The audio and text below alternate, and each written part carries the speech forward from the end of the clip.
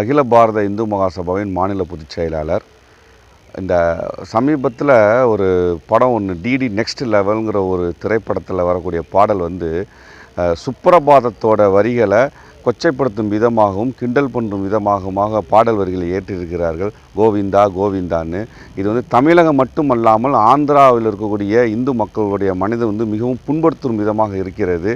இது ரொம்ப வேதனையாக இருக்குது. அந்த பாடல்கள் சுப்ரபாதம்ங்கிறது காலையில் இந்து மக்களிடையே ஒரு புனிதமான அந்த பாடலை இப்படி தவறாக சித்தரித்து கிண்டல் பண்ணி பாடியிருக்கிறது மிகவும் வன்மையாக நாங்கள் கண்டிக்கிறோம்.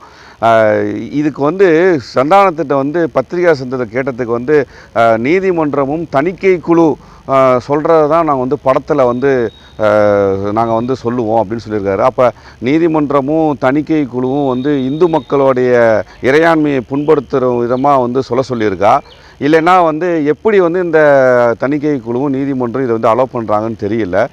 விரைந்து தமிழக முதல்வர் இதுக்கு நடவடிக்கை எடுக்கணும்.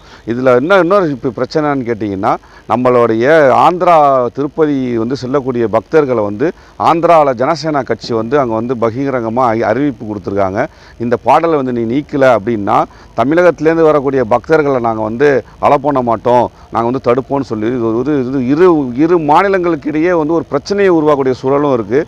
இது இந்துக்களுடைய இறையாண்மையை ரொம்ப கொச்சைப்படுத்துகிற விதமாக இருக்குது. தமிழகத்துடைய காவல்துறை அதிகாரிகளுக்கும் முதல்வர்களுக்கும் நாங்கள் இந்து மகாசபா சார்பாக நாங்கள் மனு கொடுத்துருக்கோம். விரைந்து அந்த பாடல் வரிகளை நீக்கணும், இல்லைன்னா நாங்கள் தமிழ்நாடு ஃபுல்லாக போராட்டத்தில் இறங்குவோங்கிறத தெளிவாக தெரிவிச்சுக்கிறேன் நான்.